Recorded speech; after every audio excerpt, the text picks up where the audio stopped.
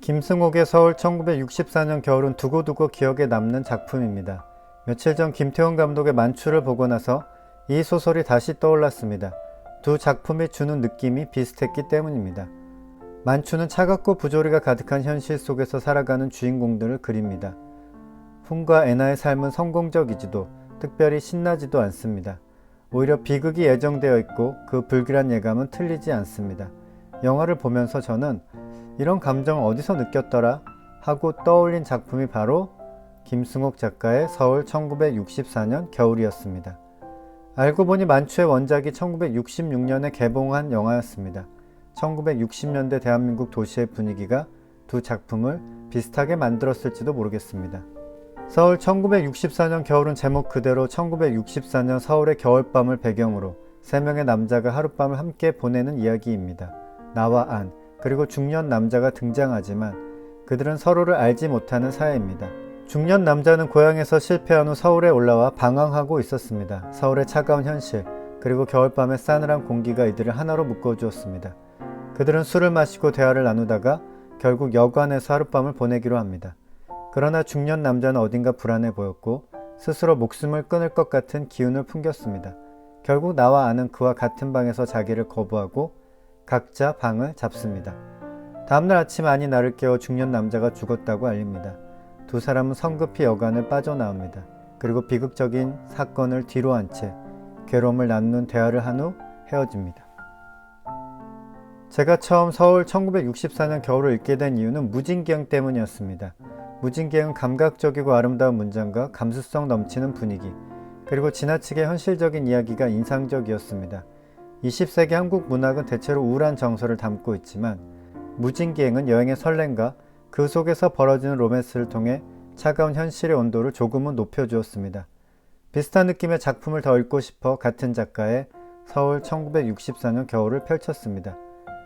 그러나 제목에서부터 느껴지는 차가움 때문인지 아니면 배경이 서울이라는 대도시라서 그런지 이 작품은 훨씬 더 싸늘하고 아팠습니다. 소설은 이렇게 시작합니다. 1964년 겨울을 서울에서 지냈던 사람이라면 누구나 알고 있겠지만 밤이 되면 거리에 나타나는 선술집, 오뎅과 군참새와 세 가지 종류의 술 등을 팔고 있고 얼어붙은 거리를 휩쓸며 부는 차가운 바람이 펄럭거리게 하는 포장을 들치고 안으로 들어서게 되어 있고 그 안에 들어서면 카바이드 불에 길쭉한 불꽃이 바람에 흔들리고 있고 염색한 군용 잠바를 입고 있는 중년 사내가 술을 따르고 안주를 구워주고 있는 그러한 선술집에서 그날 밤 우리 세 사람은 우연히 만났다. 저는 이 문장을 읽으며 거리감을 느꼈습니다. 이유는 간단했습니다. 저는 1964년 겨울을 서울에서 보낸 적이 없기 때문입니다. 그 시절 서울의 풍경을 알지 못합니다. 카바이드 불이 무엇인지, 밤이면 거리에 선술집이 어떻게 나타나는지도 알 턱이 없습니다. 그리고 우연히 만난 세 사람이 왜 함께 술을 마시게 되는지조차 이해하기 어렵습니다. 지금 같으면 대부분 혼술, 그러니까 혼자 술을 마시는 것을 할 텐데 어떻게 모르는 사람들끼리 자연스럽게 술을 마시고 대화를 나눌 수 있을까요? 거리감이 느껴졌지만 대화가 이어지면서 점점 흥미가 생겼습니다. 그들은 이런 대화를 나눕니다. 자기 소개들은 끝났지만 그러고 나서 서로 할 얘기가 없었다. 잠시 동안은 조용히 술만 마셨는데 나는 새카맣게 구워진 군참새를 집을 때 할 말이 생겼기 때문에 마음속으로 군참새에게 감사하고 나서 얘기를 시작했다. 안녕, 파리를 사랑하십니까? 아니요, 아직까진. 그가 말했다. 김형은 파리를 사랑하세요? 예, 라고 나는 대답했다. 날 수 있으니까요. 아닙니다. 날 수 있는 것으로서 동시에 내 손에 붙잡힐 수 있는 것이니까요. 날 수 있는 것으로서 손 안에 잡아본 적이 있으세요?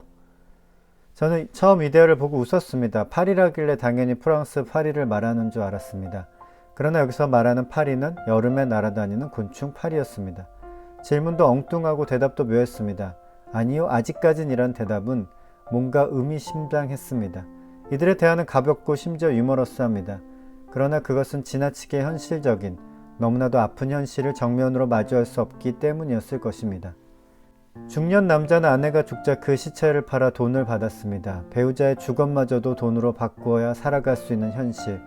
이들은 그런 부조리한 세상에서 살아가고 있었습니다. 그렇다면 이러한 현실을 어떻게 버틸 수 있을까요? 비켜가야 합니다. 그래야 살 수 있습니다. 여권에서 김은 숙박계에 거짓 이름, 거짓 주소, 거짓 나이, 거짓 직업을 적습니다. 왜일까요? 자기 자신으로 살아가기 벅찬 세상이기 때문일 것입니다. 1960년대 서울, 정치는 혼란스럽고 경제는 최악이었습니다. 사람들은 지뢰밭을 걷듯 조심스럽게 살아야 했습니다. 전날 밤 함께 술을 마신 사람이 죽었어도 아는 체 하지 말고 떠나야 하는 시대였습니다. 이것을 단순히 현대인의 고독이라고 할 수 있을까요? 제가 볼 때는 아닙니다. 어떻게든 살아남기 위한 처세술이었습니다. 자, 여기서 헤어집시다. 재미 많이 보세요. 김은 아내에게 마지막으로 이렇게 인사를 남깁니다. 현실은 차갑고 아픕니다. 김의 마지막 인사에는 묘한 여운이 남습니다. 김의 말은 이런 뜻이 아닐까요?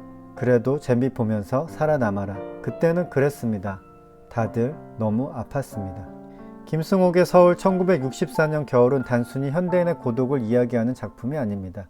그보다 훨씬 더 날카롭고 훨씬 더 쓰라린 현실을 담고 있습니다. 이 소설을 읽으며 여러분은 어떤 감정을 느끼셨나요? 그리고 만약 여러분이 1964년 겨울에 서울에 있었다면 어떻게 살아남으셨을까요?